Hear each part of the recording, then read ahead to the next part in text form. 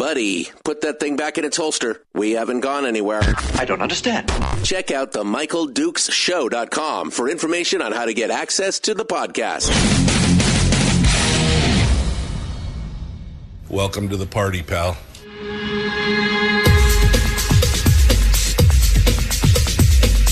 The Michael Dukes Show. The greed and the entitlement is astounding to me. What more could you want from a low-budget radio program?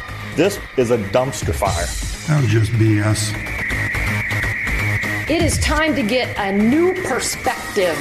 We know just what you need, and we've got just the cure. Open wide and prepare for a steaming hot cup of freedom. I just don't fathom it. The Michael Dukes Show, streaming live across the world. Around the world on the interwebs at MichaelDukesShow.com and across the state of Alaska on this your favorite radio station and or translator. Hello, good morning. How are you on this bright? Oh man, so much. It's so nice, but at the same time, I'm like, man, I would like just a little bit of rain. It's dry as a popcorn fart out there. I mean, it is just dry. And I am hoping that we do not continue this trend of great wildfires and everything else. So here's hoping. Here's hoping that we get a little bit of the wet stuff, just to keep the dust tamped down and to keep the world from burning down. So that's the goal today on the big radio program. All right. Hi. Let's see what's on the agenda for today. This week is a short week for me. And so I want to address that first and foremost, because I don't want to get a bunch of messages at 6:05 a.m. on Friday with people like texting me and buzzing me and, hey, where are you, man? You're not on the air. What's going on, man? How come you're not there? What are you doing? Well, it's because I'm asleep. So Friday we'll be taking the day off because, as you know, this coming Monday is the 4th of July, which would be a great opportunity for all of us to hang out and be with our families, celebrate the independence of the greatest nation on the face of the earth. Yes, I'm a believer in American exceptionalism. Sorry, that's where I come from.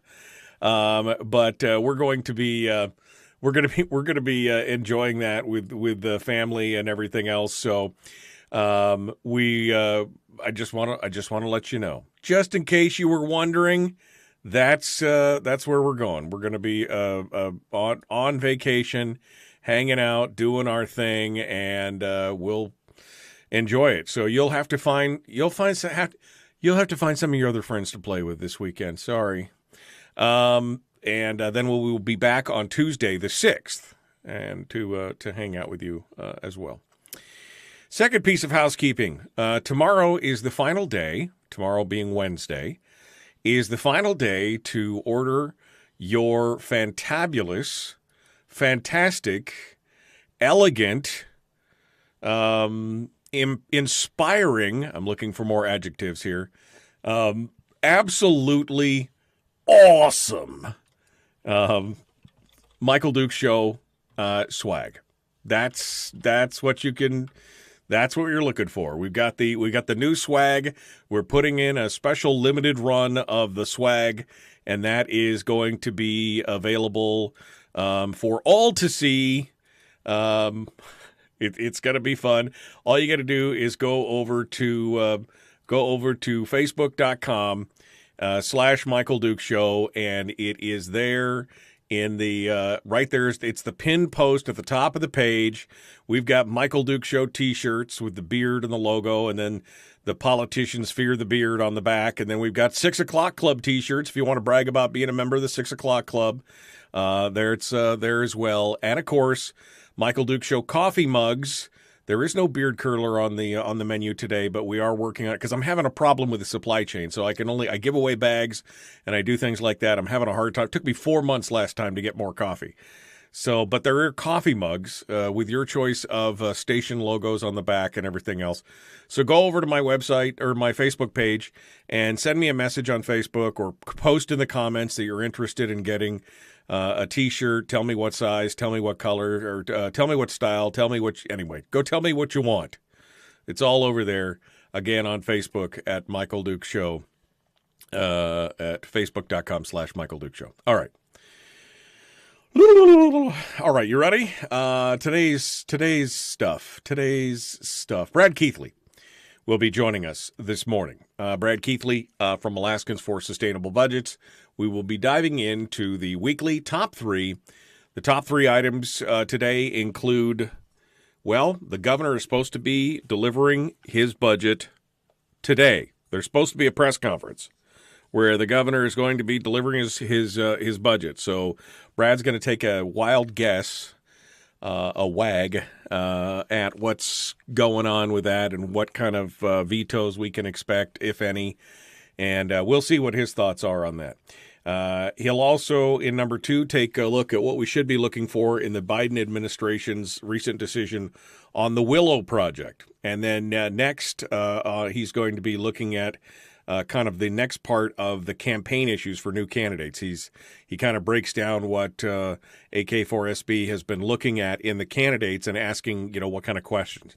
So those are going to be the big top three today that we're going to dive into with Brad, and we will talk about that. And then in hour two, as always, as we normally do on Tuesdays, we will be talking with Chris Story, the man from Homer, who's our positivity expert. He will give us a bit of life coaching from down on top of the world, down in beautiful Homer. That's just weird to say that, but that's just kind of how he looks at it. Homer is on top of the world, even though it's below us. It's top of except for those of you who live in Homer. So it's where it's at. All right, headlines. Who's got your headlines? Shall we dive into that and see what else is going on here? Evacuations are being recommended right now for a bunch of interior communities. The Minto Lakes fire, which is northwest of Fairbanks, about 34 structures are being threatened right now. They recommend that anyone north of the Chattanooga River and west of the boat launch should evacuate. That fire has grown to almost 10,000 acres by yesterday morning.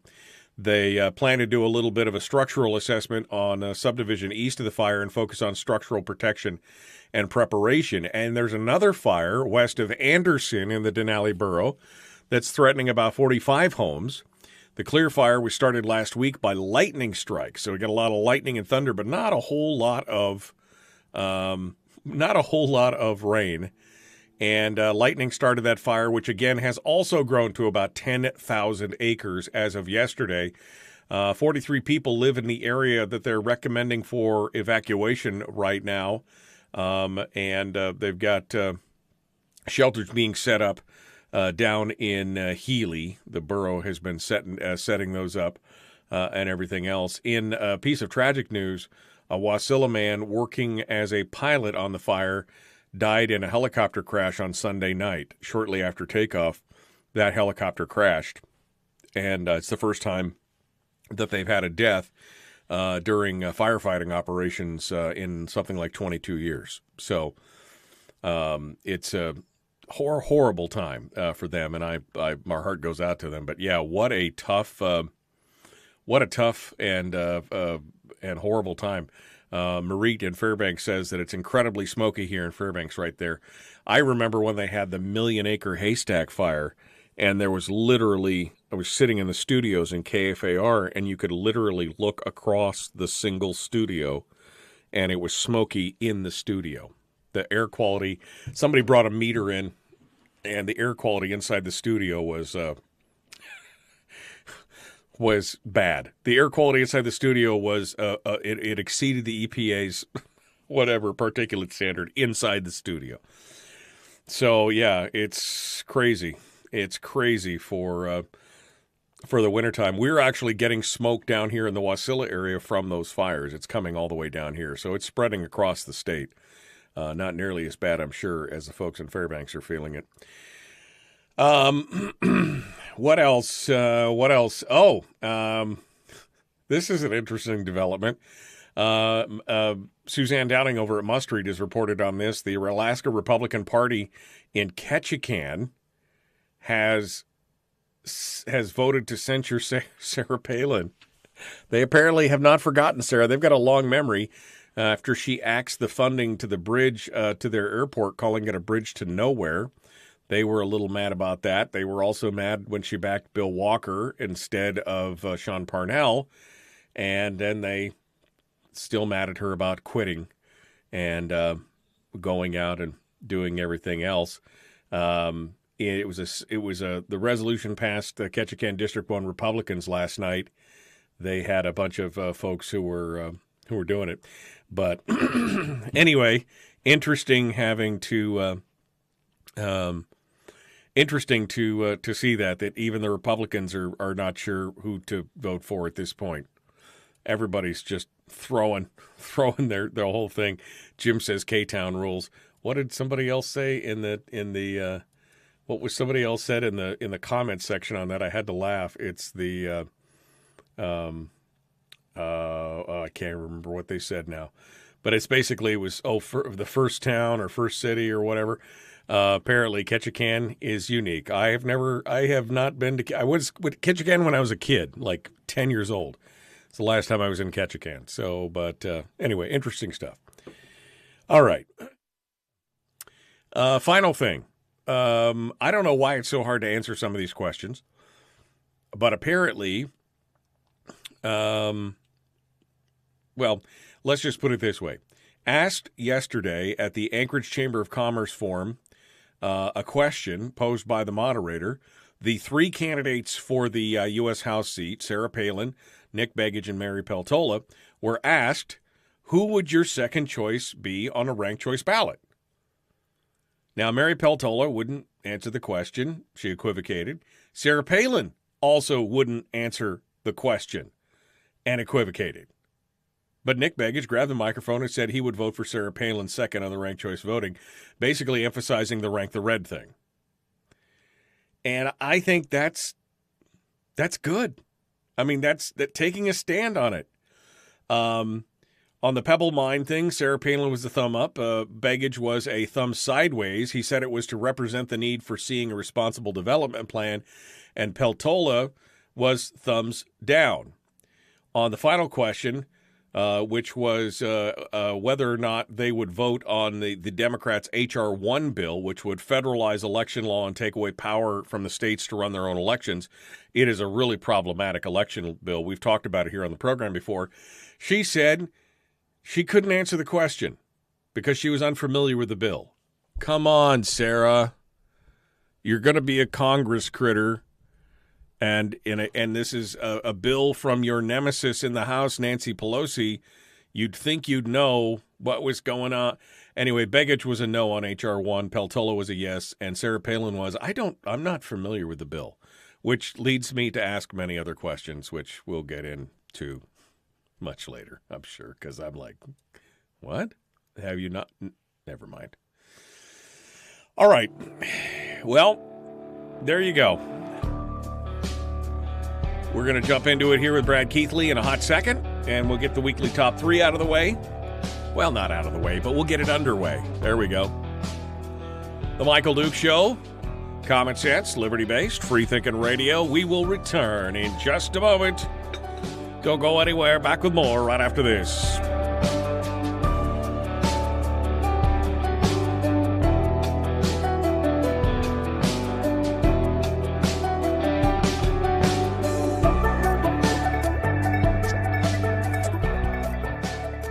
If you missed the show, you can listen to it on your time with Dukes On Demand.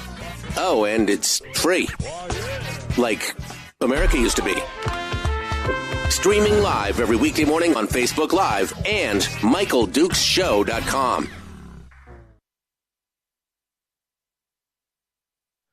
Hi, how are you? Hi, how are ya? We had some smoke in Soldotna the other day, said Michael. Not sure where the fire came from. I mean, it could have come from the Anchorage. The other day, they had a fire on the hillside in Anchorage there that put up quite a plume. But I think a lot of it's coming from up in the interior. I think a lot of it's coming from Central. Anthony said he remembered people having to take off their car air filters daily to bang the ash out during the haystack fire. I mean, it was bad. I mean, literally a room that was the KFAR studio in the old building that they were in at the time was probably 10 feet by 15 feet, the studio for KFAR. And you literally, it looked like smoke was in the air, like, you know, it was a smoke-filled room. And that was inside the building. Outside, it looked like the movie The Mist or something, or The Fog, where the smoke was just, oh, it was horrible. That was the worst summer. The worst summer. Oh, so bad. 1 million acres on fire. Oh, so crazy. Sarah will be my second choice in a ranked choice ballot, but a distant second. Good morning, good morning, good morning. Yeah, is Sarah not paying attention? I mean, I don't know. I mean, if I was, I don't know. I can't even comment on that right now. I just find that I'm not familiar with the bill. I just find that to be kind of an unacceptable answer. I don't know about you, but, you know, I really, yeah. Okay. Let's launch it, shall we? Shall we launch it? We will launch the Zoom meeting, and we will get us some Brad Keithley on the blower here. And get things ready to rock and roll. All right. Look at that. We, last week, I don't know, we had some kind of technical glitch and it wouldn't work and we had to do it via phone. And now we're doing it by computer audio. Boom. Look at that. All right. Brad Keithley, our guest. Hello, my friend. Hello. How are you doing? I am doing great this morning, Michael, and Zoom seems to be working, so even better. You are extraordinarily loud. Let me, I mean, like... I have friends who say that. Yeah, like blow my ears out loud. Hold on a second here. Let me see if there's a... Can I adjust my...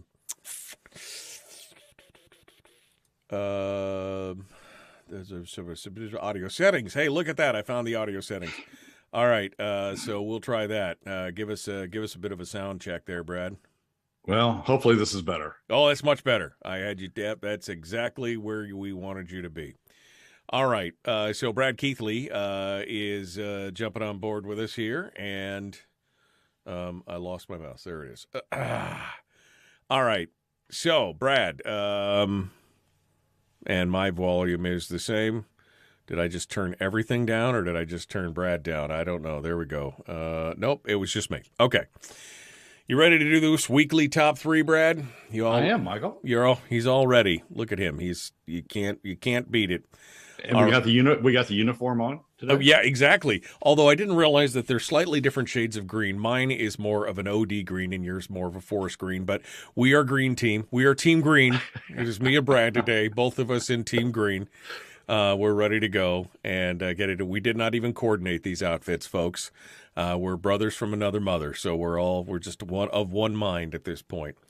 All right, Brad, we'll hold the line. I will be right back to you here, and we'll be jumping back in. Folks, do me a favor, if you would you like and share this video? Would you like and follow the show page at michaeldukeshow.com? You can just hover over my name at the top and then hit follow. And finally, if you have not gone over to YouTube yet and subscribed and rung the bell, the little bell next to the subscribe button, would you do that for me as well? I'm trying to get to 1,000 subscribers on YouTube. Oh, ding-a-ling-a-ling. That means it's time to get going. We're going to jump back into it here. Common sense, liberty-based, free-thinking radio, The Michael Duke Show. Let's get it on. Here we go.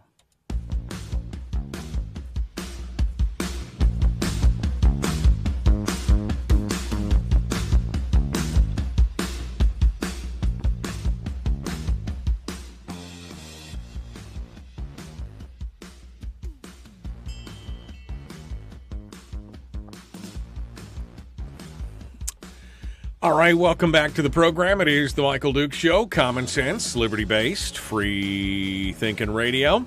The weekly top three begins right now. Brad Keithley with Alaskans for Sustainable Budgets is part of the program, and he comes in each week to break down for us what he sees as being the tippity-top, the big top three things that we should be talking about, even if we're not. He joins us this morning to discuss it. Good morning, my friend. What's happening? How you been? I'm doing great, Michael. I'm back in Anchorage, back in my home studio, and ready to go. Yeah, it's much better here. Yeah, I mean it's a better day in paradise for sure. All right, Brad. Well, let's do this whole weekly top three thing. The number one thing, of course, is we've been waiting for it for weeks. And that is the governor's budget. I kept hearing, it's going to be any day, any day. I finally got word last week that I think it was on Thursday or Friday, that the governor was going to make the announcement today, that on his budget. And you've given this a little thought. What are you thinking here for the governor's budget announcement supposedly today? Well, I'm going to be looking for places the governor hopefully cuts, because we have a huge budget that was approved by the legislature, places the governor cuts, and then look at what that means for the 5 years forward and the 10 years forward. It's not so much about what's going to be going on next year. It's what he's cutting, what he's doing to shape future spending. This budget elevated spending levels across the board. We had been at a budget level of about $4.7 billion for several years, give or take, on both sides of that.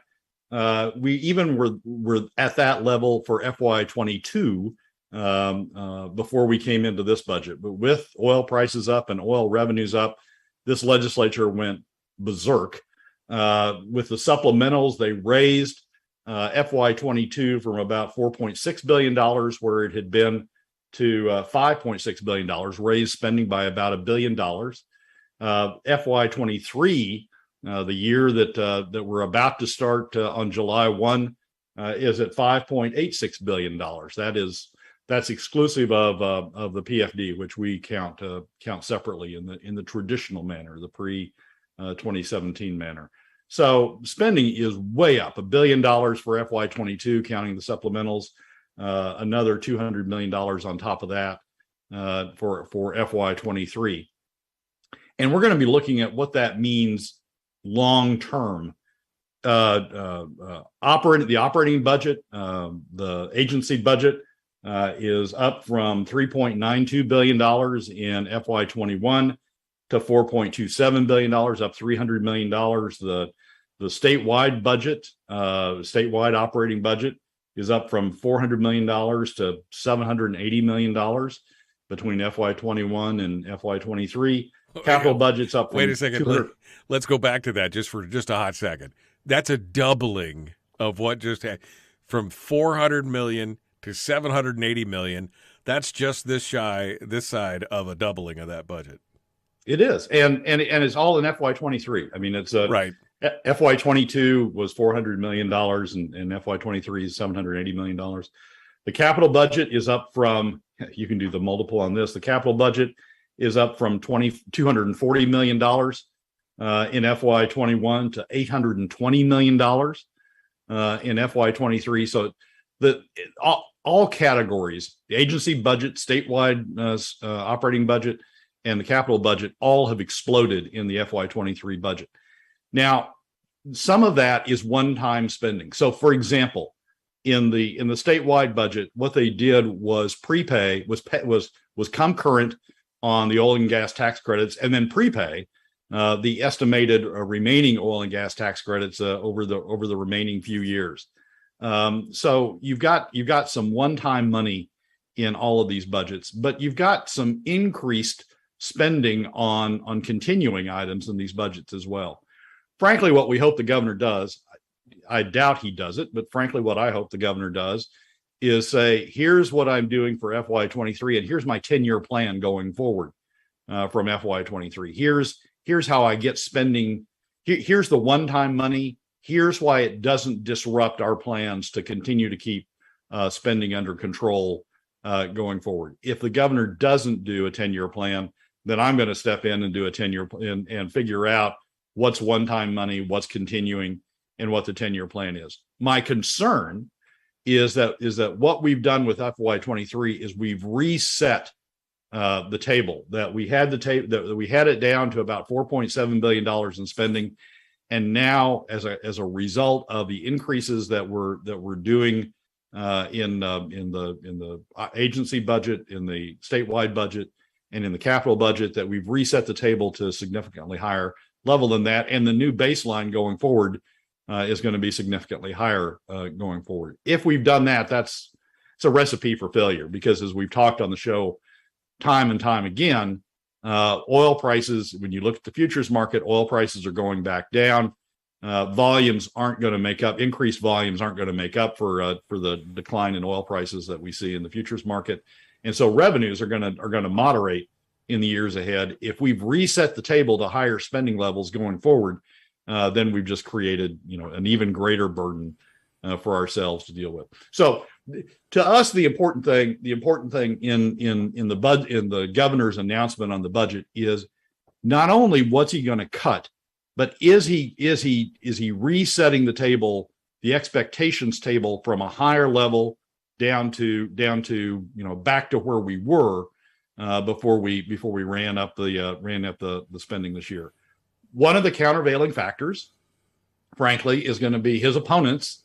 Bill Walker and Les Guerra are going to be looking for opportunities to, claim this governor's insensitive again, to claim that any vetoes are vetoes of necessary, essential, needed spending. And so the governor is going to, is going to be walking a tightrope between trying to get spending back down and not, creating a 2019 situation where people sort of exploded at his spending cuts. I think it's important that the governor send a message that, yes, spending's up this year, but it's on one-time items. It's on things that we had an opportunity to do because of revenue, but we're going back down.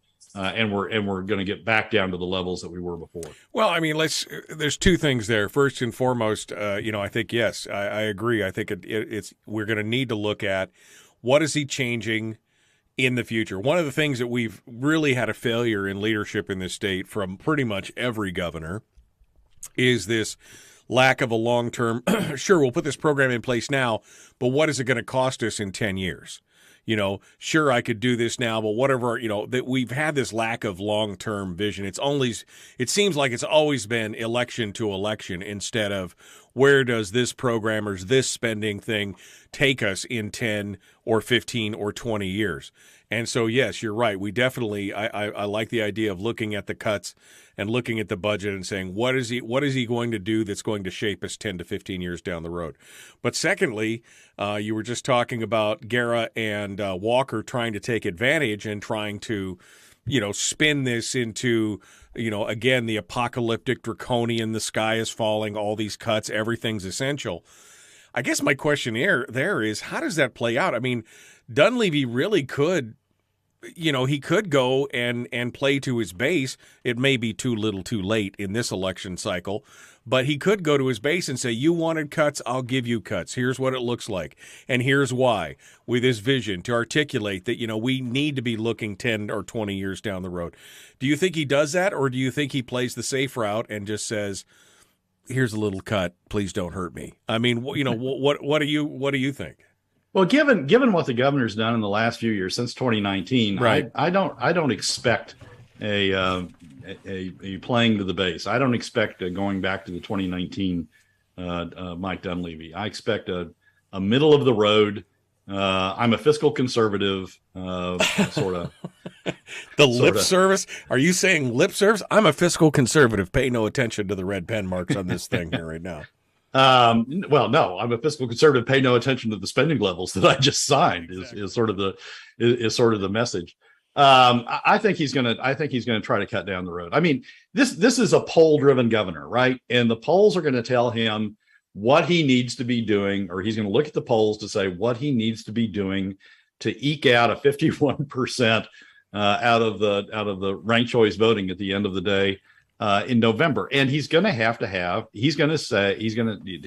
are going to tell him he's going to have some second choice votes from Walker, and he's going to have some second choice votes that go to Charlie on the first ballot, the first pick, and he's going to have to sort of have a middle of the road position. So I don't expect what I'm really concerned about is he says he's cutting, but when you look at it, it's marginal things marginal things that really don't matter in the long term. Look good, can say that he's cutting, but he leaves in place this sort of pent up increased push that's occurred in between the supplemental and the FY23 budget, leaves that in place. And then when you look at a 10-year plan, a 10-year forward, that we've got an increased base that we're dealing with. I mean, we've already got a situation going forward where we're going to be, costs are going to be pushing up, spending is going to be pushing up because inflation is significantly higher than it has been in the past. So inflation is going to be pushing some of those costs up. So I'm concerned that what we have at the end of the day after the governor's announcement, particularly if he doesn't show a 10-year plan, what we have at the end of the day is some nibbling at the edges, but not a significant change in the increased forces that got unleashed during this last legislature. All right. Well, we move on from number one to number two, which is the administration's decision on Willow, the Biden administration, and what you really think that we should be looking for in that decision. Give us a start here. Well, there's a great piece in great in the sense that I think it's very descriptive and captures the current environment well. In the ADN, that's essentially a reprint from a piece that was in the Washington Post, focused on Willow. Willow has become it's sort of the new Anwar, right? Now that Anwar has effectively been shut down, the environmentalists, to the extent they're focused on Alaska, are turning their attention to Willow and trying to shape the administration's response to the Willow supplemental EIS. For those that want to catch up a little bit, remember that Willow got approved during the EIS, the environmental impact statement got approved during the Trump administration, but it was the courts found it to be deficient, and the court in Alaska, district court in Alaska, found it to be deficient.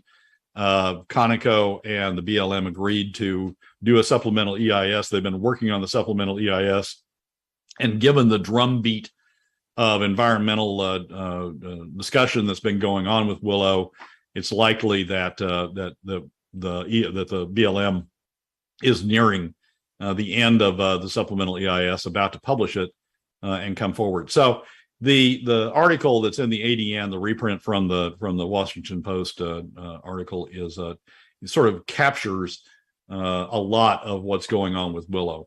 We're going to be looking for one thing in particular out of what the BLM does, and if it's timely, we can discuss that when we come back from the break. Okay, perfect timing. We're up against it, in fact, and we will return in just a moment with Brad Keithley, Alaskans for Sustainable Budgets. If you'd like to join us in the chat room for more discussions as well during the break, feel free to hit us up on Facebook or YouTube, facebook.com/Michael Duke Show. You go to YouTube and type in The Michael Duke Show. You'll find us there as well. We'll continue with more common sense, liberty-based, free-thinking radio right after this.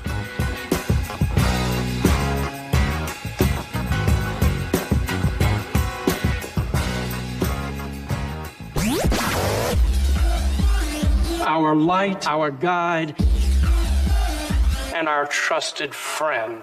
Michael Duke Show.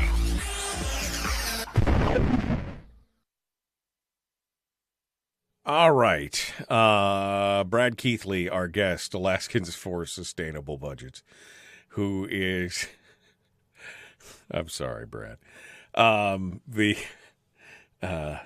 Who's paying you, Brad? That's what they want. That's what one individual wants to know. Who's paying you? You're in the pocket of the oil companies, aren't you? You're being paid to promulgate the lies and deceptions, and some people need to get a hobby, is all I'm saying at this point. Some people need to. Your hobby is trying to get Alaska back on track for sustainability and budgets. Brad and I don't always agree on everything, but I think Brad is 100% dedicated to that direction. I find it crazy. Let me make this other comment.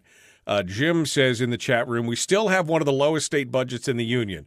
Regardless of per capita, go with per square mile. And with all due respect, Jim, with all due respect, wow. No, you've got to go on a per capita spending basis when you're comparing. You have to look at the amount of money spent on government per person to even have it make sense for comparatives. I mean, Alaska is 1/3 the size of the U.S. If you looked at it on a per square mile basis, you're right. We have the lowest budget ever. If you look at it on a per capita basis, no, that's not quite right. So no, Jim, sorry, that doesn't work out. That's not how you factor those kind of things. Because, yes, the 15 cents per square mile that they are spending on Alaska government, you're right, looks incredibly low. But it's just not the way you are. I got to give points for creativity for that. That's the first time I've ever heard anybody try to do it on a per square mile basis. Yeah, no, per square mile basis. That's not how we do things here in the long run. And when you say oil prices going down, I'm just going back and looking at some of the comments here. When you say oil prices going down, you're talking about in not just the short term, like the next 24 months, but this is a long-term cycle of where things are going. Yes, Ukraine and Russia and the embargoes and everything else have pushed the prices up, but that will not last in the long term. You can't count on it in the long term. That's what the futures markets are telling you, right? Right. The futures markets are saying two things. One, they're saying there's going to be demand destruction, and we're already seeing demand destruction. I mean, people aren't driving as much at $5 oil or $5 gasoline as they were at $4 gasoline. If you look over in Europe, factories are closing because of high energy prices. So futures market is one saying prices are going to go down because of demand destruction. People can't you can't support the demand levels at these prices over the long term. And second, people are saying the futures market is saying there's going to be substitution to some degree, substitution of additional oil supplies, but more. This is pushing the markets more towards substitution by renewables, more solar, more wind, more alternative energy systems. And so what we're seeing is the futures market are factoring in not only the Ukraine and Russia and the various outtakes of that or the various implications of that in the current, but they're looking over the long term. We do a daily assessment or look at the futures markets for what the futures markets are saying over the next 5 years on a daily basis. We look at it weekly on Fridays, what they're saying over the 10-year time span of the current 10-year plan. And futures prices 5 years out are already dipping below $70. They're in the $60 range. Recently, they've moved into that range. So people who put actual money into the market as opposed to just speculating and bloviating to some degree on what prices are going to be. People that put actual money into the market, investing and making decisions based upon what they think where they think the futures market are going to be. They say the markets, the prices are going to be in decline over the long term. Brad Keithley, Alaskans for Sustainable Budgets. We're down to the last minute here or so. Let me see if I can find another decent comment or question here. It's few and far between this morning. I'm back to the air quality issues. Taxes. Terry says the governor, will play the safe route. He's lost all his red pens, and that's the sad sign. Is that I think that you're probably right, and we're all right. That I don't think he's going to be verifying it. Wait, how does Brad Keithley get paid? Brad Keithley's retired. I've said this like 15 times, man. I mean, Brad's not getting paid by anybody. Brad gets up early in the morning, drinks his own coffee out of the wrong mug. He's getting a new mug. I'm getting him a new mug so he can pimp the show on the stream. But no, Brad is retired. In case you couldn't tell, with all of his traveling to all the music festivals around the world, he is retired. This is just his side hobby. All right, let's jump back into it. Here we go. The Michael Duke Show, common sense, liberty-based, free-thinking radio. Let's do it. Here we go.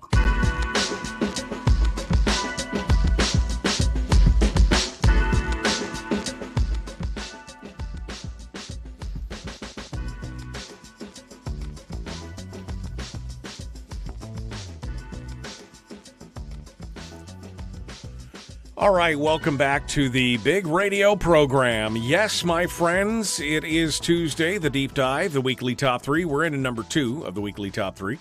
And of course, we were talking about the Biden administration's decision on the Willow project.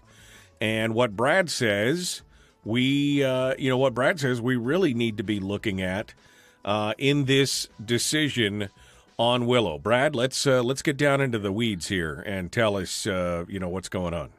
Well, to some degree, this is sort of like the governor's budget, right? I mean, so Willow has a lot of different aspects to it, a lot of different proposals to it, a lot of different views of what it can become. And at one extreme, what Conoco has applied for is essentially to set up Willow to be what Conoco refers to as the new hub on the North Slope, a brand new hub that will be the center point for a lot of exploration that goes on around it. Willow, the stuff they've applied for, is the start, but their vision is that there's additional exploration that goes on additionally around that hub, comes in through the Willow hub, feeds the Alpine hub, ultimately comes into Taps and comes down to Valdez. That's one view of it. It's a beginning of a brand new exploration area, development area, production area built around this hub.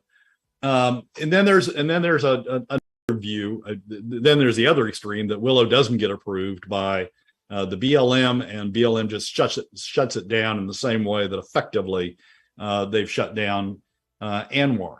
So it's sort of like the governor's budget in the sense that he can approve all the spending or he can approve none of the spending. He can veto all of the spending. The expectation is there will be a middle ground. That the BLM will search for a middle ground, approving a portion of Willow, but not the full vision that Conoco has put into its application and that Conoco talks about in its presentations. And what we're going to be looking for is what middle ground the BLM sort of tries to establish. The BLM is going to approve Willow. Biden would completely undo Murkowski up here, something he does not want to do. Right. If BLM disapproved Willow. So BLM is going to approve Willow, but the question is, what kind of Willow, what extent of Willow are they going to approve? There's a passage in the middle of the Washington Post article that's again available on the Anchorage Daily News website. It says, even its critics in Alaska acknowledge the chances of stopping Willow are slim. The project may get smaller. The 5 drill sites originally proposed could drop to 4 or 3, according to local officials and others briefed on the changes. But there is more public support for drilling in the petroleum reserve than there is in ANWR.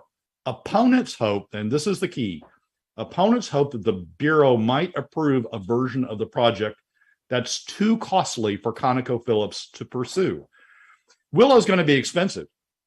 And in order to justify the investment it's going to take to develop Willow, Conoco is going to be looking at a lot of volume, a lot of production, a lot of development that's going to go on around Willow to justify the initial upfront cost. And what I think the pushback that the environmental community is making is, they would like to kill it first. They'd like to do a pebble to it first, just absolutely kill it.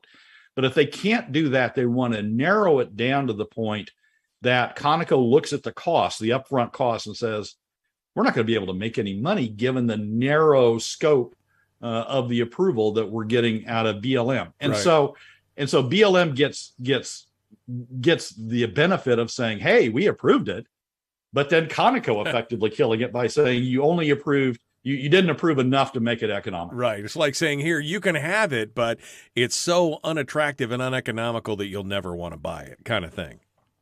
Yeah, exactly right. And so what we're going to be looking for, and what others are going to be looking for, is what kind of approval does BLM give? What kind of conditions do they put on it? What kind of scope do they allow Conoco to pursue? I mean, now Conoco can say, look, we're getting a narrow scope the first time, but the Republicans are probably coming back in control, and so we're gonna think that we can step out in the next administration with additional approvals. There's a lot of shades of gray that are going to sit inside this approval, but initially the focus is going to be on what kind of approval, what's the scope of the approval, what are the conditions that are put on the approval as this thing goes forward. Brad Keithley, Alaskans for Sustainable Budgets. Do we look forward? I mean, do we have any kind of time frame on when this, when the decision's supposed to come out? Is when BLM's supposed to say yes or no or everything? I think originally people were looking toward the end of the year, but given the pace of comments going on, the environmental community sent a letter to the Department of Interior a couple of weeks ago. Asking for the department to slow down the Willow approvals. Given the pace of activity around the discussion right now, I think we may be looking at July, August, September for the EIS to come out. So supplemental EIS to come out. So I think the pace is quickened up, and again, go back to Murkowski. I think the administration wants to get this thing out before the fall election to show that they've reacted positively to what Senator Murkowski has asked them to do to help bolster Murkowski's prospects in the election. And it's not going to do any good to do that in December. So I think they're going to be looking at July, August, September now to get it out. They want to get it out to be able to give something that Murkowski can crow about prior to the election. And so this is another way to help protect one of their allies in Congress. Am I wrong? No, you're absolutely right. And frankly, that works to Alaska's benefit. Not only do we get it sooner, but they're going to want to do it. There's going to be a real balancing act going on in here, but they're going to want to do it in a way that's effective. They're going to want to do it in a way that Conoco doesn't immediately say, well, it's not economic to do that. They want to do it in a way that has Conoco saying, yes, we can go forward with this project. So it's the fact they're trying to be helpful to Murkowski, I think is helpful to Alaska in the sense that it's likely going to get us a better approval than we would have otherwise. Frankly, if we had Sullivan and Shabaka as senators, I think the administration might just go ahead and crater it. The fact that they're trying to keep Murkowski, the fact they're trying to show that they're responsive to Murkowski is benefiting Alaska. All right, let's move on to number 3, Brad, and that is a look at the candidates that are coming up in the next general election here, and you're looking in on your next campaign issue. You've already done a couple of these with us, but this is the third campaign issue. This week we're talking about infrastructure, jobs, growth, capital budgets, etc. What do you got? Well, a lot of candidates, I think, are going to run this election cycle on infrastructure, that they support infrastructure. And that's a code word for jobs. They're going to say, we're trying to increase jobs, construction jobs throughout the state, what the state can do to push for construction jobs. And we're trying to increase the infrastructure in the state so that it makes commerce easier, makes business easier, makes business less expensive throughout the state. And there's a theme as we look at these campaign issues. Our reaction is that's fine, but who's going to pay? Who's going to pay for this infrastructure that you want to fund? And some candidates are saying that they're going to fund it through lower PFDs. That they'll just take the money out of the PFD. And so essentially what they're saying is middle and lower income Alaska families will be paying for the infrastructure, not the top 20%, but middle and lower income Alaska families will be doing this infrastructure on the back of middle and lower income Alaska families. So essentially, they're going to be arguing that we need to increase jobs, we need to increase, construction contracts, construction profits. They won't say that, but that's what they're talking about, right? And we need to increase all these things. But when it gets down to who pays, we don't want our donors to pay. We don't want our contributors to pay. We don't want to push it on. We don't want the same people that are benefiting, the contractors. We don't want them to pay. We want the lower and middle income families to pay. Yeah, exactly right. So the question that needs to be asked all these times when people talk about increased spending, either on K-12 or infrastructure, who pays? Who are you proposing pay for it? I don't really care about your increased spending plans. Who do you want to pay for it? That tells me more about you as a candidate than anything else. Well, and I think Jimmy just stole Jim just stole my thunder in the chat room when he says construction jobs are temporary jobs. That's the whole thing about government creating jobs. They're almost always temporary. Unless they are government jobs, they're almost always temporary or fleeting or finite. The private sector is what creates jobs. Get out of the way of the private sector and let them create that wealth. Let them create those jobs and stop pouring money into the economy in temporary spits and spurts and facilitating this business model of many businesses who are dependent on those government contracts, rewarding them for that kind of behavior. Yeah, I'm going to be very skeptical of candidates who say that they're big on infrastructure, that their plan is to go build a lot of infrastructure, unless, and nobody's going to do this, but unless they step up and say, and we're going to fund it equitably, all Alaska families are going to pay for it, as opposed to just pushing it on the backs of middle and lower income Alaska families. 1 minute left, Brad. Final thoughts here before we let you go. Well, quickly. I think we're going to see a lot of these campaign issues through the course. We're going to talk about a lot of them. They're all going to be, spending plans. And the question for every one of those plans is going to be, who pays for it? Who are you proposing pay for it? And if it's PFD cuts, or if it's, some amorphous, we'll find the money someplace, then frankly, I'm going to be very skeptical of the candidates that are pushing it. Brad Keithley, Alaskans for Sustainable Budgets. You can find him at ak4sb.com. He's also obviously all over Facebook. You can find him there. That's probably the best way because he's got a clearinghouse there. And on Twitter as well. Brad Keithley, thank you, my friend. We appreciate it. Michael, as always, thanks for having me. Folks, we're out of time. We got to go. Top of the hour. We will see you in the next one. We'll do some commentary and more, plus Chris Story. Oh, I pushed that right up to the limit, didn't I? All right. Brad, real final thoughts now, since we got a couple minutes here. This is the thing. And I mean, Brian says by definition, construction jobs are temporary. And I understand that, but I think Brian also knows what I'm trying to get at here, which is everything that the government seems to be pushing are pretty much all temporary 1 or 2 time jobs, of course, until the next time they push another construction job, and then the next time. And it's all about creating that business model where these businesses have become uber dependent on that continued government expenditure. Therefore, they have a vested interest in following and keeping up and supporting those types of policies. And that's the biggest problem. I mean, that's the problem in this state, Brad, is that we've got an economy that has become dependent in many ways on that government spending. Oh, it is. It is. I mean, and yes, infrastructure jobs are temporary, but it's continuous temporary, right? I mean, you do a bunch of construction contracts, and then, as they wind down, people start whining that we're going to have all these unemployed construction workers and we need more construction contracts. And so, Click Bishop and others go back in and say, oh, we need more infrastructure. There's always something we can do.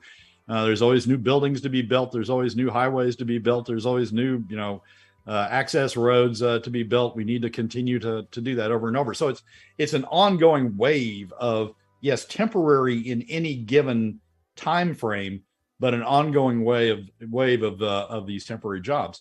And yes, we have built a business model that's based on that. Used to be, it was oil that funded it, and then as the oil revenues ran down in the early 2010s, it became savings. And then as we ran through savings, now it's the permanent fund dividend. Now it's getting real because we're taking money out of the pockets of middle and lower income Alaska families. We're taxing middle and lower income Alaska families to pay for these projects. It may be these projects are good things. It may be that we need infrastructure, but if they're good things, then we should have all Alaska families pay for it. We shouldn't be shoving the burden of paying for these good things. We shouldn't be shoving the burden of paying for it to middle and lower income Alaska families. If we're really improving the lives of Alaskans by doing these things, all Alaskans ought to contribute toward the cost. Right. If we're really doing a good thing, we should not be ashamed to dive down into it and talk about the details of who pays for it. We shouldn't avoid. The second that they start avoiding those kind of conversations is the second that red flags ought to be flittering around in your mind saying, wait a second, what's going on with that? Why won't you address that? Yeah, exactly right. Or if they say, well, the permanent fund dividend is free money, free cash, we ought to just divert it to this. Well, yeah, great. So you're going to take, it's not free cash. You're taking it out of the pockets of middle and lower income Alaska families. You're taxing them to pay for it, to pay for things that benefit not only, admittedly, it will benefit middle and lower, but it will benefit the top 20% also. Why aren't you proposing that they pay for it as well? Right. Exactly. And the answer is it's our donors. We don't want to do that. Right. Exactly. Well, and again, it furthers the dependency cycle in this state. I mean, it's already bad enough. This state is already bad enough in the dependency cycle. We don't need anything that adds to that. And unfortunately, that seems to be the new status quo, is that we'll just add to it, and they don't talk about the effects of taking that money out of the private economy where it turns on its own. Now, people will argue, well, it eventually gets into the private economy anyway because it's going to the contractors and yada, yada, yada. But it's not going to the broad private economy, which is where it will turn multiple times in the economy instead, right? Well, and ICER told us that capital projects are the worst in terms of keeping money in the state. I mean, we have to buy our cement from outside, right? We have to buy our steel from outside. We have to buy a lot of the equipment a lot of the materials that go into construction contracts. So ICER said the multiples out of investing, out of spending money in construction produce less income to Alaska than the PFDs, which produce the most income to Alaska, and they produce less income even than the operating budget. So yes, there is some benefit to Alaska from construction contracts, but it's less than if you use the same amount of money that you're spending on infrastructure. Right. It's less than if you spent that money, let that money go out through the PFD and let Alaska families make the choices about where that money goes. Well, we could keep tooting this horn. I don't know if anybody's listening at this point. But we got to keep tooting this horn. We need to become more self-reliant and more dependent on our own private economy than on the government, because we're seeing what's happening. We're seeing what's happening, the dependency on federal dollars, the dependency on state dollars. When the eventual bill comes due, and it will eventually come due because that's simple arithmetic, we are going to be hurting if we don't become more self-reliant in those regards.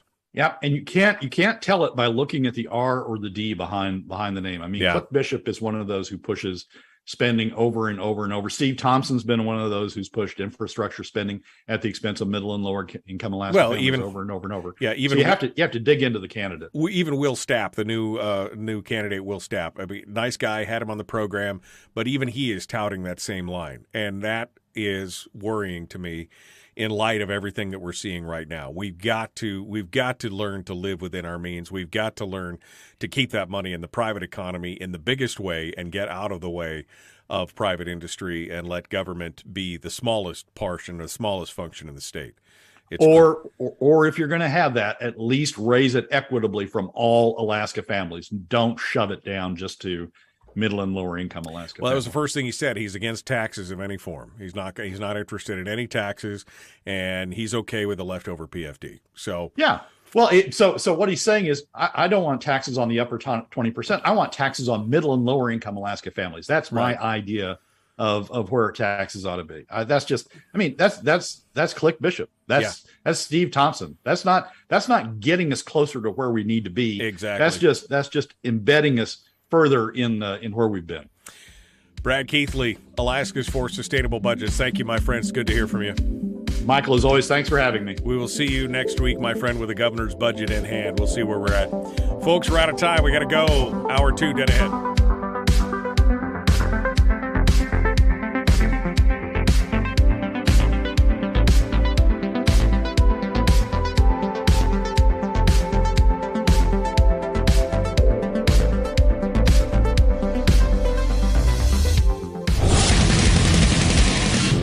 Buddy, put that thing back in its holster. We haven't gone anywhere. I don't understand.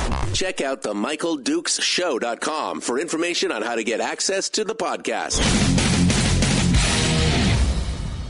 Welcome to the party, pal.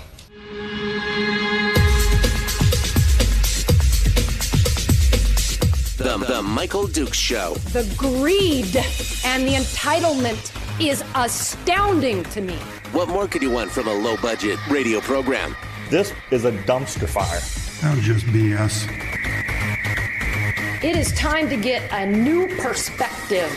We know just what you need, and we've got just the cure. Open wide and prepare for a steaming hot cup of freedom. I just don't fathom it. The Michael Dukes Show, streaming live across the world. Across the world on the interwebs at michaeldukeshow.com and across the state of Alaska on this, your favorite radio station and or translator. Ooh, we got the hiccups. Welcome to it, the Michael Dukes Show, broadcasting live. Hour 2 of the big radio show. We just finished up with Brad Keithley from Alaskans for Sustainable Budgets. We were talking about the weekly top 3, which included the governor's potential budget, which is supposed to be announced today, the Biden administration's decision on Willow, and what he's looking for in campaign issues from new candidates. And if you missed any of that good discussion, don't forget you can go back and listen to it today on the podcast. The podcast is available pretty much wherever you find podcasts: Google, Castbox, Stitcher, iTunes, Apple Podcast, Spotify. You could find us there. By the way, I mentioned this last week, but we're obviously, people are listening. 257,000 downloads of the podcast in the last 12 months, already up this year from last year. And so thank you for helping us. Thank you for spreading the word about the show. Tell your friends and neighbors. Tell your folks that you know to get, to listen to the show. We're working on trying to break back into the Anchorage market again, where we were before, and get on terrestrial radio there as well. But if we can't get on terrestrial radio, at least we're sharing the podcast and getting the, you can watch it on Facebook you can watch it on YouTube. I pretty much put it everywhere, all at once. So we appreciate you guys helping out with that and spreading the word about the show and getting more people involved. It's important that we have a diverse conversation, even though we may not always agree. We at least could come together and talk about a lot of the different things, and that's the important part as well. Spotify is my favorite place to pick up the podcast, and you could set it and forget it. Once you subscribe, you can have it automatically download. You can listen to it. We call it Dukes on Demand because it's the only time you can tell me what to do. You could tell me to pause. You could tell me to fast forward. You could do whatever. That's what it's all about. A little bit of housekeeping here in hour 2, since we're into the new hour. First of all, you could have been a 6 o'clock club member, but you didn't get up quite early enough. You're 9 minutes too late. If you'd gotten up 10 minutes ago and listened to the show, you would have been a 6 o'clock club member. It's just kind of our little cool, unofficial fan club. We also have an official fan club, which we like to call the Common Sense Corps, which is the Cool Kids Club. You can get signed up there. Want to say thank you to Jen, the newest member, Tawny and Willie, Tawny and Herder and Pete and Paul were also some of the latest members as well. And we appreciate them helping to support the show for as little as $3 a day. We'll give you access to the private Facebook page and more, and you can check it all out. Just go over to my website, michaeldukeshow.com, click on Join the Corps, or you can go straight to patreon.com/michaeldukeshow. And we would love to have you there as well. So look at that. That's beautiful stuff right there. Final 2 pieces of housekeeping. I will be off on Friday. I will be off the air at 6 a.m. on Friday. You will be listening to alternate programming, so whether it's Doug Steffens' Good Day or Mike Gallagher or whoever you're listening to, just know that I will be returning. The holiday is obviously Monday. July the 4th is Monday, so we would normally be off on the 4th anyway, so I decided to make it a 4-day weekend instead of a 3, and so I will be back on Tuesday the 6th. Will be our first day. We'll jump into it with Keithley and Story on that day and have a little bit of an idea of what's going on, but I will be gone on Friday, and that, of course, means that we will be doing a little bit of firearms goodness, firearms discussions and issues. We'll be doing a little bit of that on Thursday. Just a little bit, not the full 2 hours, because I've got some. I'm thinking about bringing on some other guests. Tomorrow on the program, we will have Chris By, the Libertarian candidate for Congress, and Mike Shower should be joining us tomorrow as well. So already filled up for tomorrow. Potentially on Thursday, we'll see maybe if we can get I'm still waiting to see what kind of how my week shakes out, but we may have Donna Ardwin on to talk a little bit more about some of the budget numbers. She's always so good, and she's always very gracious about coming on at fairly short notice. So we'll have a better idea tomorrow where we sit on that. And finally, speaking of tomorrow is the last day. Tomorrow night, I'll be closing out the post. I have a limited run of show swag that I have put together. These are things that help support, the show and help to show your support for the show. And that includes T-shirts and mugs and everything else. If you haven't had a chance, go over to my Facebook page, facebook.com/Michael Duke Show. It's pinned to the top of the page. It's the first post right on the top of the page. And you could take a look at our T-shirts. We've got both men and women's cut, these T-shirts. We've got a regular Michael Duke Show with the beard, the icon, the beard logo. And then we've got the 6 o'clock club member T-shirts that you can go there as well. We also have the Michael Duke Show coffee mugs that have the logo and the 6 o'clock club membership on the side of it, and then your favorite radio station on the back of it, whether it's the stations in the interior or the stations down on the peninsula. Whatever it is, they're all there, and you can go buy these items. And the T-shirts, I think, are $26, and the coffee mugs are like $17 or whatever. Anyway, go look. I've got everything posted there, and you can go take a look at that. But rep your style. Go out there and show it off. Hey, look at me. I support the show. And that maybe helps start the conversation with some other people as well. If you want to come on in and be part of it, we'd love for you guys to do that. But I will be closing out the ordering as of Wednesday. This is the first real big push that we've done for this since we got started with some of this swag. I've given a few of these things away in the past, but now I want to give you the opportunity to purchase them. So if you want to go check it out, again, facebook.com/Michael Dukes Show. That's the best way to get it done. Okay. Hi. How are you doing? How are you ready for today? Chris Story is going to be joining us here in a few minutes for our weekly life coaching lesson, which we will need, and we can we'll get into that here in just a minute. Some of the things that came up in one of the continuing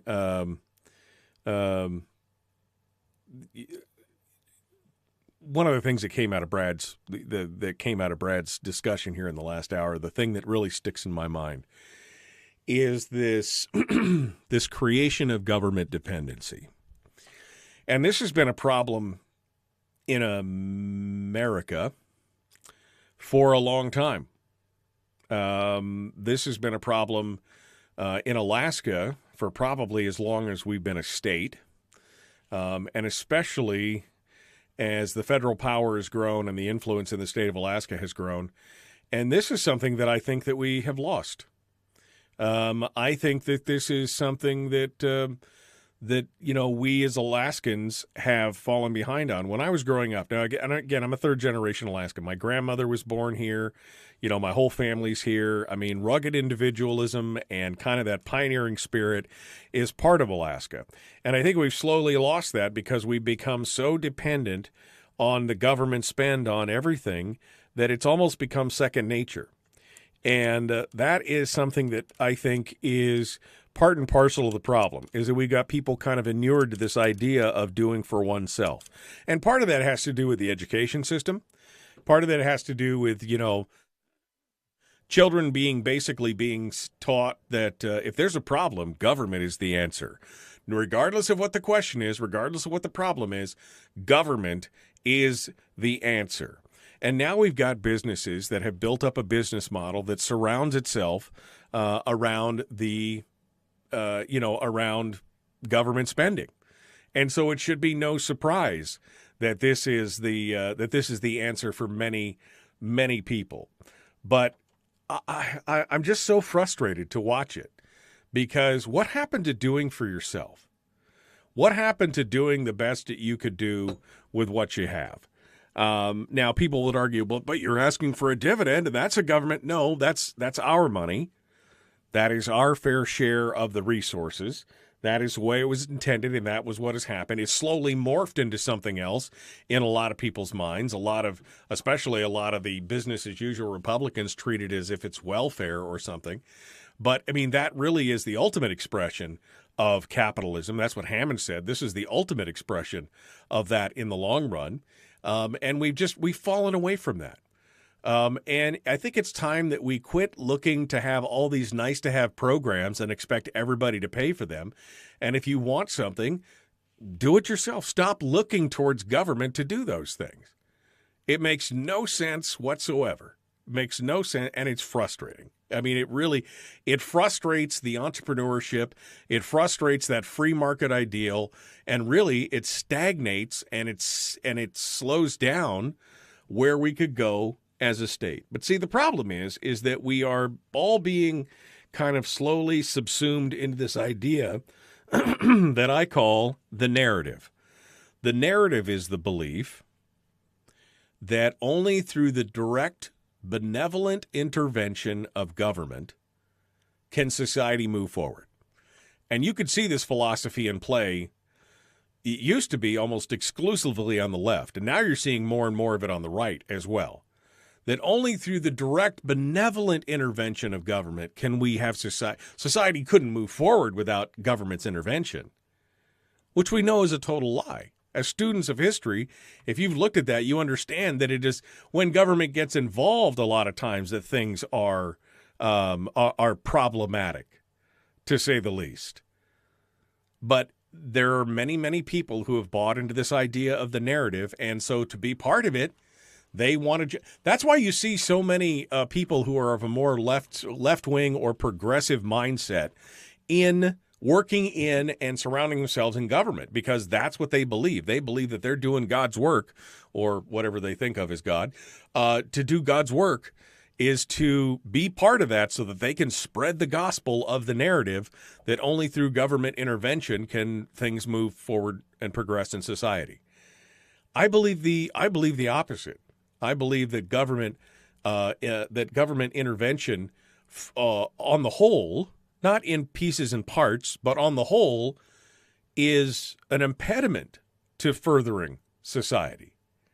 And that's a different philosophy. If you bring this up at a cocktail conversation somewhere, you'll get some really weird looks, because remember, most of these people have been trained in the public education system, and the answer to every question is government. If there's a problem, it's government that will solve it. Not you, not the people, not us grabbing ourselves up by our own bootstraps and doing the right thing. It is government that must lead the way in where society is going. And you see this kind of verbiage coming out of politicians of every stripe. When we learn and we realize that these people who are leading our government are just like you and me, they're just people. They have no more answers than we have.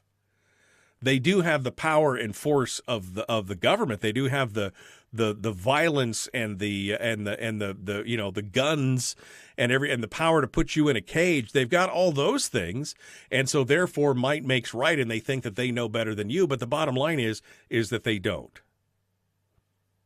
They don't.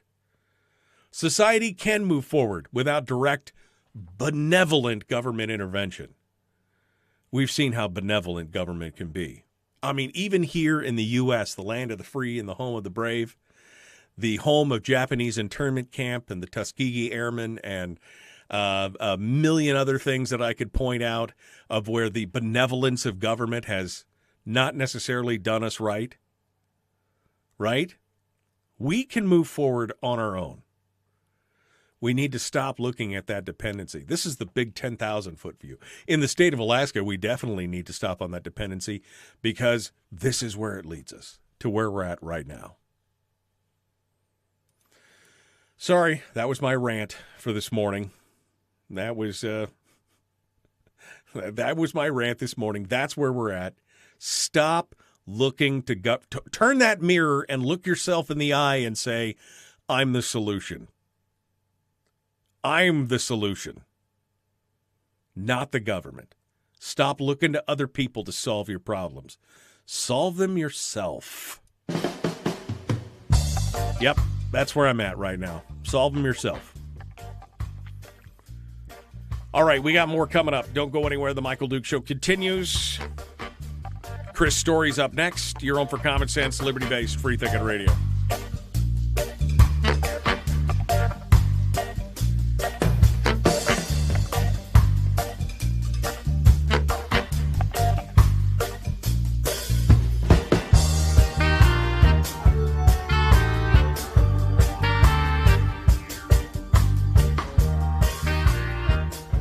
We're broadcasting live through a series of tubes. Allowing all of these entities to provide streaming stuff going on the internet. Well, it's kind of hard to explain. Sorry. Streaming live every weekday morning on Facebook Live and MichaelDukesShow.com. Okay. Let me go back here. Government intervention is 80% of the problem. The other 20% is people pushing for bigger government. I wouldn't disagree with that. Association with power. Integrate oneself with the king is a good way to get more crumbs. Yep. Amen. Drop the mic. I dropped the mic. Donna, give me 100%. Thank you, Donna. Spot on. People want everyone else to pay for their needs. Yes. Okay. I saw this comment earlier. 12th man off the grid. It said, I sent you a message on Messenger because I couldn't comment on your Facebook post. Okay, that's great. I'll get your message on Messenger. He said he needs 3 or preferably 4X shirt and a mug. Okay, I can get a 4X shirt and a mug. You just make sure you tell me what kind of shirt, whether you want the show, the logo shirt with the beard, or if you want the 6 o'clock club shirt. You tell me.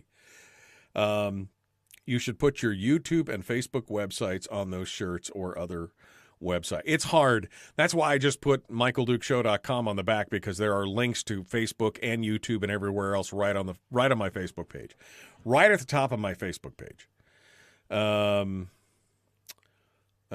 Can you buy anything besides Facebook? Some folks are banned. You can go over to Facebook, and if you want to send me a message, I just put up the posts. With the, I just showed pictures of the products. I just showed pictures of the products on the screen while we were talking, Chris. If you want anything from that, just let me know, and we'll get you some T-shirts or some mugs or whatever. I mean, here. Since Chris is here, Chris is like, can you do anything besides Facebook? Some folks are banned.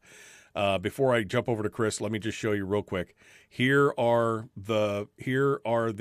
No, come here. Let me grab this. No. Let me grab oh, I got to unlock it. Sorry. So here are the items on Facebook right now that you can go look at yourself. So here's the T-shirt with the beard logo. It's in black, unisex. You can also get it in black, in the ladies' cut. And then here's the 6 o'clock club shirt. This is showing the ladies' cut, but you can also get it in men's. It comes in gray, and that's the logo there, and then that's the back of it. All right. So so you either get the beard shirt or the 6 o'clock club shirt, and then here's the mug. And all you got to tell me on the mug is which radio station you want on the back. So I want the beard mug, I want the MD show mug, and I want either KFAR or the Peninsula stations on the back. One of the two. That's all you got to tell me. So go take a look at that. Those are up and available right now. And I'll be baking that order tomorrow night. So if you want some of the killer show swag, that's where you're going to do it. It's going to be a limited run on this. So there you go. Did I read somewhere that we can pick it up in Wasilla? If you make arrangements for me, I will pick them up. We will meet at some undisclosed secret location together, and we'll do a drug deal with show swag. It'll look like a drug deal. I'll hand you a package. You'll hand me some cash. That'll be fine the way. That's where it is. Both parties are guilty of big government on different things. I agree with that, Tyler, 100%. Yeah, exactly. Most people just don't realize it as long as it's government that they believe in. 100%.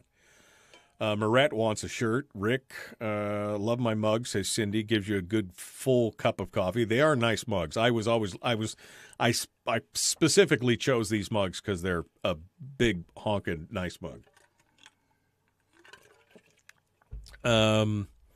Nice lady shirt. I've also noticed since I moved here, Alaskans are quick to blame transplants, failure of government intervention for all their woes, but are usually the last to jump on and offer a solution. Yep. Did Brad the taxes get it done? I might be able to bring, if people are in Homer and they want to meet me when I'm coming to Homer probably in August. I won't be coming to Homer until August. I don't know if I'm going to come down in July, probably August, but or I can mail them to you. We'll figure it out. All right, Chris Story, he's here. He's ready to go. We're going to jump into it with him right now. The Michael Duke Show, common sense, liberty-based, free thinking radio. Love, live, laugh. Let's do the show. Love, live, laugh.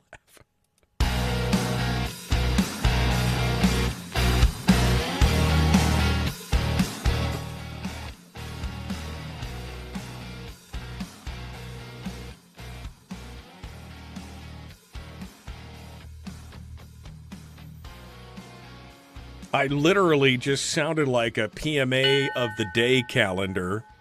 I don't know what was going on there. Love, live, laugh. Maybe it's Chris Story rubbing off on me. I don't know, but I just told the chat room that right there. It's all fun. Chris Story, the man from Homer, joins us this morning for our weekly uplift. I don't know. Maybe you are contagious, Chris. I mean, the doc gave me a pill, but apparently it didn't work. This is Michael. I need to tell you, this is the last Tuesday I'll be calling into the Michael Duke Show. Oh, so no. Let's enjoy it. Oh, really? What's going on? You get a better offer somewhere? Actually, no. I set up a home studio, and so I'll be using my board to connect with you every Tuesday. So I've got a remote board and a home studio set up. So this is the last phone call, technically, that I'll be making to the show. So we'll be ready to do some Zoom action or something, huh? No Zoom, but a home audio system set up here that's just fantastic. It's a remote studio, but I just wanted to hear your heart skip a beat when you heard that this would be. It was just psychological warfare on you. Psychological warfare on your friends. That's how I live. That's how I love my life. That because is 50% of the audience was like, yes, he's out of here. Exactly. And then the other 10% were like, no, that's too bad. Okay, that's too bad. We'll miss you, Chris. Don't let the door hit you where the good Lord split you. That's it. All right. So today you want to talk about success as a 3-act play is going to be your topic for today. Okay, so a 3-act play, what do we got? Inspired by, of course, MD, or as you know him as Michael Dukes. A few weeks ago, maybe 2 or 3 weeks ago, I forget which, but you and I were here talking, as we can be found every Tuesday at this time. And you mentioned something, you've used this phrase before, fake it till you make it, but you mentioned that it got a bad rap because, PMA and, the positive psychology in general, when people hear that fake it till you make it, it can be a little bit off-putting or sounds disingenuous or insincere. And I really started thinking about that because just as a little proverb, it's a good idea to fake it till you make it, assuming you're doing something worthy or noteworthy or worthwhile. It's good to act as if. And it started me thinking a little bit about something that the father of modern psychology, William James, had said.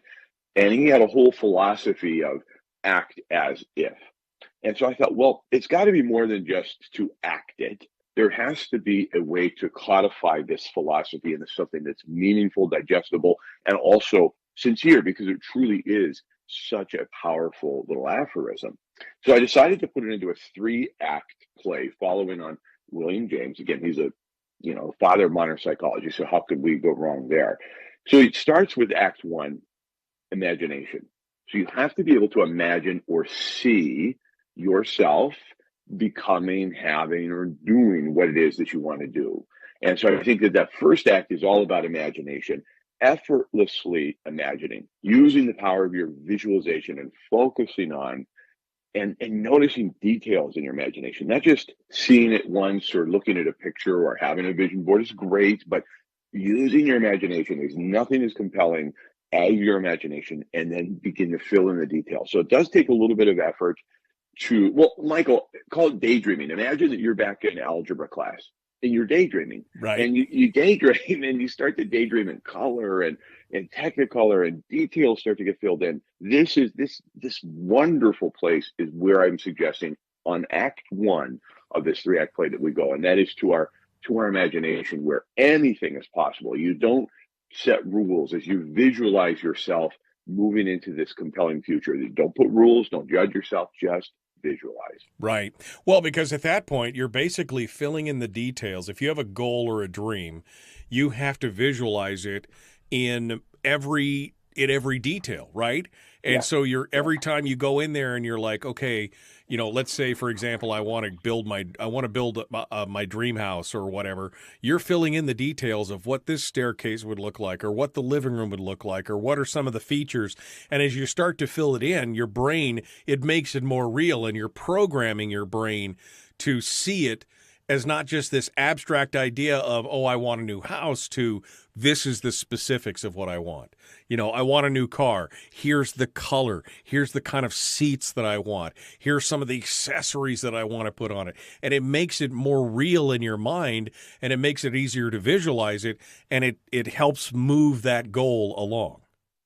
And it's really enjoyable. It's very actually rewarding to see this using your imagination, which all of us are gifted with, but not everybody necessarily does this, and so it can sound a little foreign or actually moving on.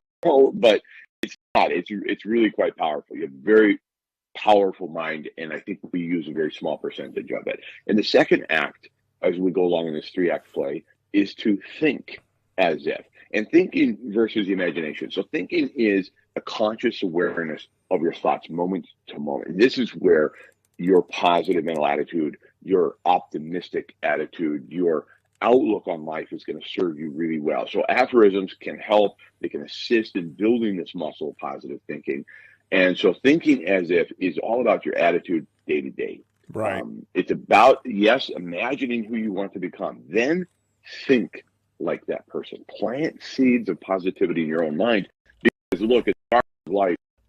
Negative stuff's coming at us every day. Weeds are going to pop up every single day. And so as you think about this, it's not a bad idea to take a mental diet from negativity. Take a mental diet from negativity and just not eliminate from your life necessarily, but maybe avoid conversations where they're going to be confrontational. They're going to be negative. You're going to be judged for a while. Give yourself 7 days, for example, of just eliminating that negativity. Use your imagination and think positively and take control of your day-to-day active thoughts. And once you're in a place of strength, then you can reintroduce the negative people into your life, and it won't be quite so contagious. It won't quite be so impactful on you. Right, won't beat you down quite so much, right? And this really goes back to the idea. I mean, in my mind, I hear Napoleon Hill in the back of my mind going, what the mind of man can conceive and believe he can achieve. And these things that you're talking about here, especially the painting of the picture and the dreaming up of the details of it, and then the eliminating everything else and the negativity, it leads to you've conceived it. I want my goal. You've believed it by fleshing it out and eliminating the negative. That's the key right there. I agree. And so that really relates to the third act of this little play, which is to act as if. So we've imagined as if, we're thinking as if, and now we're following up with the all-important action. Because if we don't get off the couch, if we don't take action, we don't move towards what it is we're imagining and thinking about and thinking towards, then obviously we're not going to accomplish it, except by default. Occasionally we'll stumble into something fantastic, but usually not. Usually we stumble into a pothole. So, and that's the fake it part, right? I mean, that's you're acting. Now you're faking it, right? Because as if it's already real, you're acting as if it's already real. You're taking that action. So this is the fake it part of the fake it till you make it. You've done the conception, the belief, and now the action, and that's really where it comes down to. Yes, except I would just challenge you on this point as far as the faking it part. The action is the reverse of that. In fact, if you want to say, let's say, I was being fitted for a tuxedo about 12 or 13 years ago for a wedding, and the seamstress was a genius. She was absolutely a psychological genius and a motivational speaker and an inspirational kind of influence in my life, because as she was measuring me for this, she goes, okay, you have an athletic build. And at the time I was about 75 pounds heavier than I am today. And so I really took that to heart. Oh, yes, I do have an athletic build. And thank you.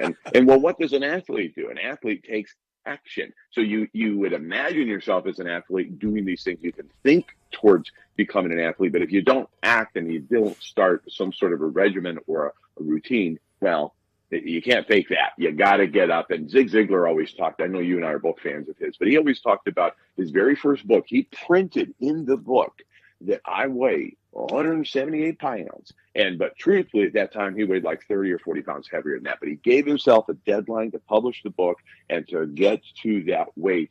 And he went out, and the first day he said he was so proud of himself, he ran a half a block.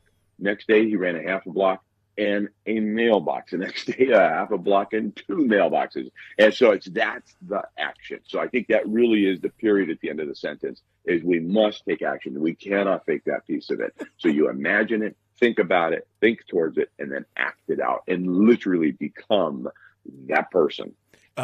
Jimmy in the chat room says, so we want to be fake. What kind of psychobabble is this in this morning? Again, I think you're missing the point. We're not saying you be fake. You fake it mentally until you get there. You basically put it in your mind that is you're basically programming your mind. That's where we're at, right? Yes, absolutely. So imagine, think, and act. And all three of those come together, I think, in the perfect synchronicity, such that who it is you wish to become, what you want to do, accomplish, have, be in relationship with, and no stretch of the imagination is going to make you perfect. Right. You have to act and fall, and fall 7 times, get up 8, as the Chinese said. It's really a matter of doing the work. I think there's no amount of thinking that's going to overcome not doing. So clearly the opposite of faking is actually to act. And I think one thing too is a sense of understanding that we all have one thing in common, and I think relating to maybe becoming a better person. We all want to contribute. We all want to have matter and have impact. And that's why there's, 400 million YouTube channels and thought leaders. And we all want to matter. And I think one of the greatest things we can possibly do is forgive ourselves for making mistakes as we go through this process. You're not perfect. I got into a situation yesterday with somebody, and I really wasn't proud of how I acted to this store manager. But I made a long journey just to get this particular thing. And the store manager was not being cooperative. And I just caught myself in that. Wait a minute, what am I doing? Okay, stop. Let's solve this. Let's work together. But we all have opportunities to make mistakes every single day on this journey. But if you do imagine what you want, and you can see it in your mind's eye, and then control your thinking day to day such that negative comments from the sidelines aren't going to derail you because you've already planned for it, you're armored for it, you know where you're going, and you're going to control your positive thinking, and you're going to think as the person you wish to become. What would somebody think like? For example, I'm in the process of writing 2 books right now, and that's a huge mistake. So I take it away. Okay, Chris, you're an author. You published 3 books already. What would somebody else tell you that's maybe published 14 or 15? Focus on one. Put this one aside until you finish that one. Okay, and I'm having to think my way through this process, but acting, I'm writing every day. That's right. That's the linchpin. I've got to take that action every day. I think Jimmy also brings us right back to the beginning of this conversation when he says, well, I just heard the word fake to me as it's such a negative connotations of understanding, that's all. And that's what we were talking about at the beginning, because I said a couple weeks ago that there was a whole negativity around the whole kind of idea of fake it till you make it, because people don't understand what we meant by that. They didn't mean to be fake people. They meant believe, conceive, achieve is what they meant. Fool your own self is what you're doing with that. Final thoughts here. Just remember, you're born on purpose and with a purpose. And the journey, the discovery, going through that process, figuring out what you want to do and what you're here for at any age, I think is really powerful. At 8 or 80 or 88, my uncle's 96, and he still contributes into the family's life in a very positive way. So there's no limit to when you can become who it is you want to become. Just remember, you were born to live, and part of that process is making mistakes and moving forward. Chris Story, you can hear him on the air down there on the peninsula on Tuesdays and Thursdays, Chris, 1 p.m.? Yes, and a brand new podcast, Michael, just launched everywhere you get podcasts, called The Backyard Millionaire. Okay, and you're on the stations of KPEN and down KGTL. and KGTL down on the peninsula. Are you streaming your show yet? I couldn't remember. I know we talked about it. I tried to help you set it up. Did you get that done? You helped me set it up, and then I just continually forget to turn it on. I'll do it today at 1 o'clock. Turn on the stream at 1 o'clock. I'm assuming you could find the stream at ilovehomeralaska.com. Yes, indeed. All right, don't forget to turn it on. It's important, all right? Thank you. People want to hear you. People are asking about it in the chat room, so they want to be able to hear you. Today, Tuesdays and Thursdays, 1 p.m., KGTL, KPEN, or on the live stream at ilovehomeralaska.com. Author of the book, The Backyard Millionaire, available on Amazon and on Audible. So there you go. Thank you, my friend. It's good to hear from you, as always. We'll have to figure out the details of next week now that you've got me all confused as to how you're going to contact me, but we'll figure it out. It'll be brilliant. It'll be brilliant. All right. Thank you, sir. Good to talk with you. Thank you, Michael. All right, folks. That leads us over to the last segment of the show, which I'm going to just open the phone lines up for. I don't know what you want to talk about. And I'm now thinking about what Chris was talking about. So my mind's at a whole different place now than it was 15 minutes ago. We'll be back with more of The Michael Duke Show. Common Sense Radio.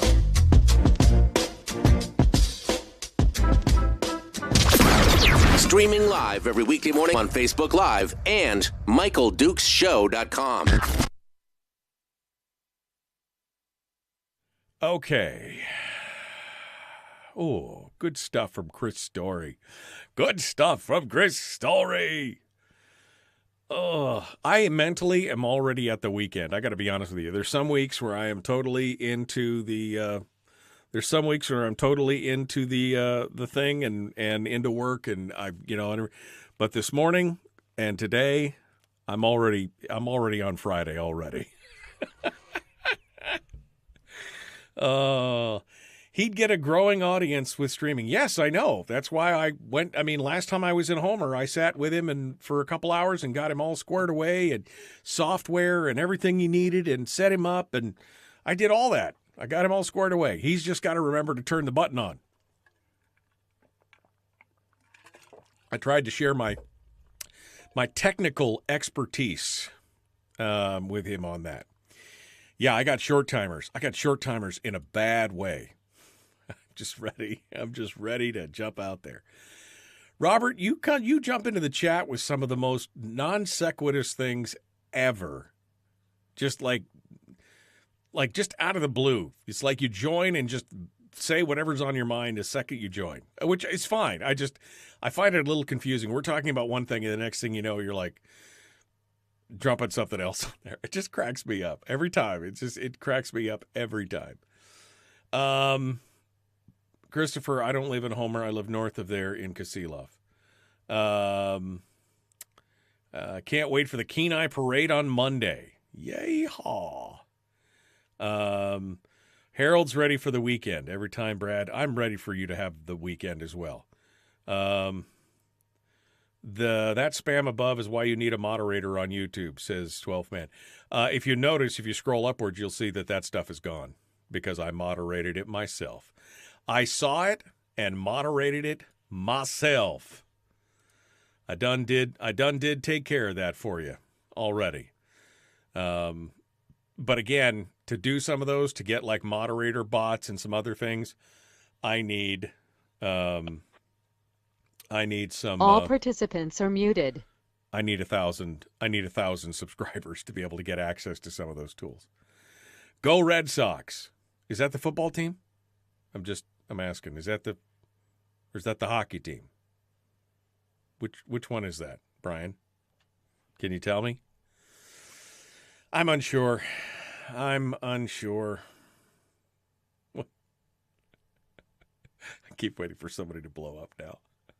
I know Red Sox is a baseball team, but I just love pointing to the fact that I hate sports. No, I don't hate sports. I'm like more than ambivalent. I'm not to hatred, but I'm somewhere between ambivalent and hatred for sports. It's a lacrosse team. Thank you. I'm sorry, Brian. The lacrosse team, the Red Sox. Oh, Lord. Okay, what else we got? Anything else? There's just nothing else. It's just jumping right out at me to talk about this morning. I got one line on hold. We're going to talk about that here in just a hot second. All right, let me go over to the phone lines here and figure out who this is. Shall we? Let's do that. Good morning. Who's this, and where are you calling from? That's Terry calling from Kodiak. Hello, Terry from Kodiak. Hold the line, my dear. I will be right back to you. You will be first up in the queue, and we'll get that. We'll get you squared away here in just a second. Oh yeah, I see somebody again. You're right, 12. I do need a moderator. Can I? Yeah, I can do this like this. Boom, just like that. Nope. No, I want to do that again. Yep. I did it. See, look at that. All good. All right. We fixed that. And now you won't see it no more. All right.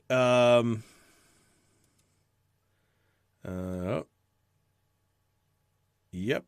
Got her done. Got her. Otter. All right. Boom. Love it. All right. We are coming up on it here. We're about 40 seconds out. And we'll dive into this with more here in just a second. We've got Terry from Kodiak. I'm not sure what she wants to talk about, but I'm sure it will be a good conversation. Again, don't forget to Terry, where'd you go? Terry, where'd you go? Oh no. Apparently I just accidentally closed my my controller for the phone room. All right, there we go. I'm back into it. Okay. All right, we're going to jump into it with Terry. Time to go. The Michael Duke Show, common sense, liberty-based, free-thinking radio. Like and share the show. Like and follow the show page. Do it all. Obey. Here we go.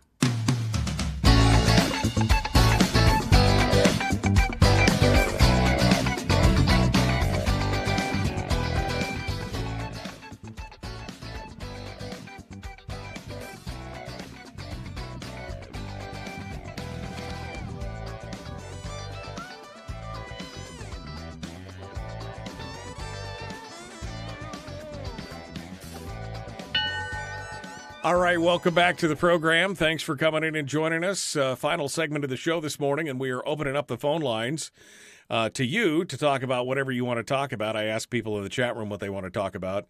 Somebody said Roe v. Wade, yada, yada, yada, and everything else. But let's see what Terry wants to talk about. She's in Kodiak, and we'll start off with her. Good morning, Terry. What's on your mind this morning? Good morning. I just was listening to Chris Story's little spiel there, and remembering I used to, many decades ago, really get into things about positive thinking and the New Age movement, and I kind of burned out on it eventually, and marathon. I'm sorry, what, Terry? You broke up there for a second. What was that? I just kind of marathon. When I was a lot younger, I marathon sprinted away from my upbringing of just fundamental, I don't know, Pentecostalism, and I was into the New Age for a while, and positive thinking and that kind of thing, and I'm not sure when I started burning out on the New Age stuff, but I remember listening to, I think it was Kenneth and Gloria Copeland on the TV, and started getting interested in their ideas, and so I started carrying this was back in the days when there was video cassettes, and I'd carry one of those in the bow of our skiff when we were picking fish, because I had a set net permit in those days, and I was playing this verse that said, "Return to your rest, O my soul, for the Lord has dealt bountifully with you." And I saw the net sink with fish right at the same time, and I had never in almost 20 years that I'd been out there fishing salmon ever seen the net do that before. Right. So I thought, this isn't a coincidence, and so I just started trying to piece this God who I had really angry at. And, Your phone is breaking up, Terry. Your signal's getting real bad. Let me just say this, and I'm gonna kind of slide you down here for a second, see if your phone will reconnect and do a little bit better. But I don't think that positivity and New Age or religion is mutually exclusive. I mean, both Chris and I are Christians, and I think that they're, when you're positive, you're positive. And I mean, even the word talks about that. You're hung by the tongue, you're snared by the words of your mouth. Out of the mouth speaks the heart, all those kind of things. And everything comes back to, be glad and rejoice. I mean, the positivity is not a New Age thing. I think positivity is positivity. Now, some people mixed kind of the New Age philosophy in that, for sure. But I don't think I don't think that they are mutually exclusive. I think you can be, you could have still been a fundamental Pentecostal and been positive at the same time. I don't think that you have to be one or the other. Yeah, I just remember reading that the guy that wrote The Power of Positive Thinking, he was involved in seance, I think it was, and that kind of shook me to the core. Sure. Norman Vincent Peale, and the thing is, I got a little overboard with Kenneth and Gloria Copeland teachings about prosperity gospel, and I found out the truth of that verse that says, those that desire to be rich pierce themselves through with many sorrows. We went through the Exxon Valdez oil spill, and that was one of the big sorrows. Right. Made some bad choices because we just didn't listen to God very well. And but I think the whole thing is, again, they're not mutually exclusive. You can be both. You can be one or the other. You can do however you wanted to do it. But again, positivity has changed my life in many ways. I've been an advocate and an adherent to kind of positive thinking since I was probably 17 or 18, and it has changed my life for the better. And I guess, like I said, sometimes it doesn't work for everybody. We'll put it that way. Thank you very much for your call. Let's go over here. Good morning. Who's this? Where are you calling from? This is Carlene in Kodiak. Well, hello, Carlene. How are you?